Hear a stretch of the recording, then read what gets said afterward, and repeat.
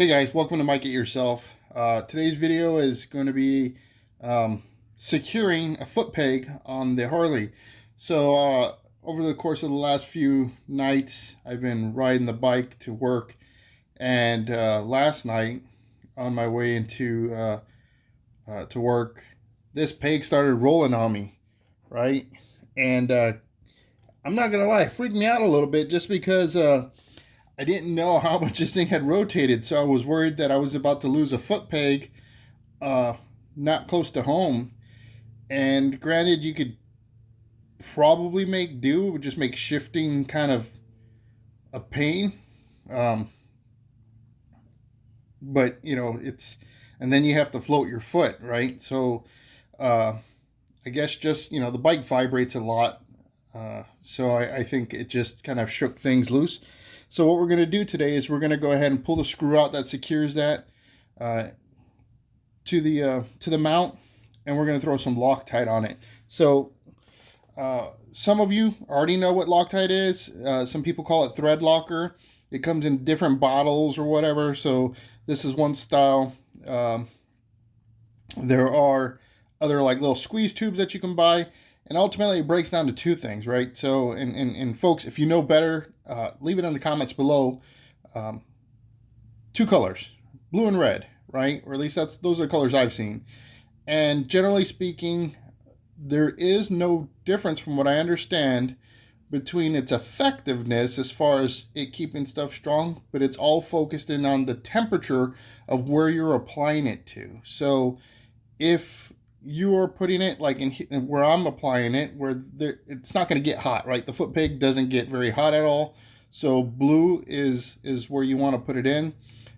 If you were going to put some thread locker on, maybe some head bolts or something like that on a car engine, of course the block, the manifold, all those pieces get very, very hot, probably 200 plus degrees.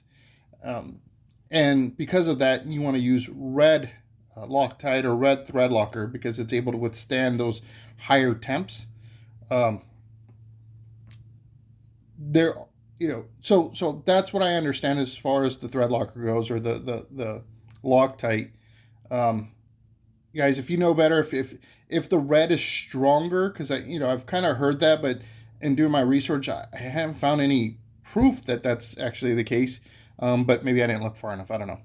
So leave that in the comments below to let the other folks know, hey, if you really need to straighten something up, make it really difficult, just keep in mind, if you ever have to pull that screw or that bolt or that nut out, if that's got to come off, you're going to be fighting it, right? So you want to try to use what's appropriate where appropriate. So this looks like it's only got a little, I say little, but it's a hex bolt here at the end, but you can see this thing was just rotating on me, and that did not feel good.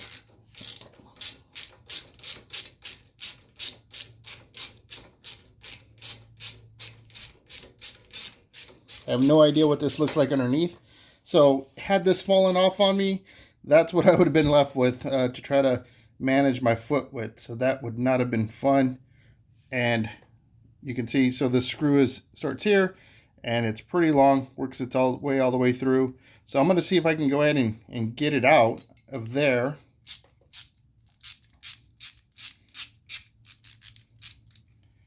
And this way I can go ahead and just apply the thread locker to the bolt. So like I said, you don't want to go crazy with this stuff, but also at the same time, you don't want to be overly sparingly with it. So what I recommend, at least what I do, is knowing this is only going to go in about half an inch, I'm going to put maybe about anywhere from half to a quarter on the threads. I only put on one side. I'm not going to like run it all the way around the threads. And there's actually video of a guy showing how to apply it, and he's doing it into clear blocks. So it's pretty cool because you can see how the thread locker actually puts itself around the bolt as he inserts it. So I think that's a really good video to watch. So I'm going to go ahead and put that right through.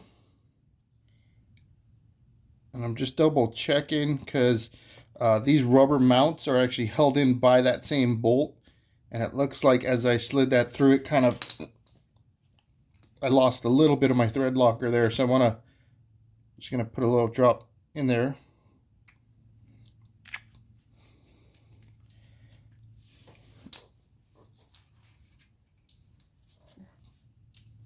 And then put this bad boy back on.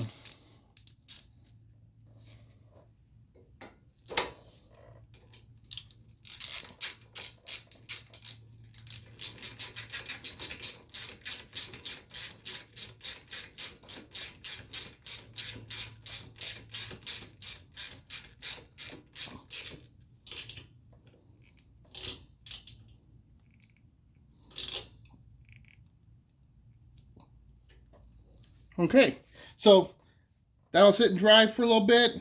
And now, you know, with the vibrations, that bolt's not going to back itself off anymore. You know, this came on the bike when I got it, so I don't know if it originally maybe had a lock washer that was presented there or what. I'm going to do the other side just because, you know, why not be proactive? I'm already doing it, so I can knock it out. But you know, again, as you ride your bikes and you do stuff, just make sure you check that kind of stuff. You know, things like your foot pegs are pretty important.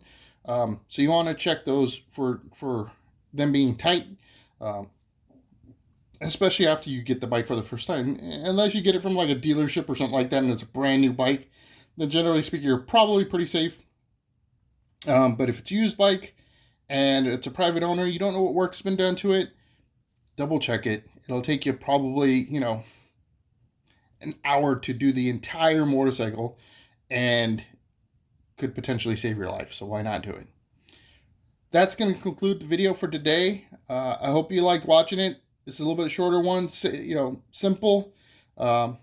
If you like the videos, please comment, subscribe, like them, and you know, if you don't want to miss any of the videos that I do put out, which is every Sunday at 9 a.m. Pacific Standard Time, hit that notification bell so that way when the next video posts, you're aware of it and you can take a look at it. Until then, I hope to see you on the next video.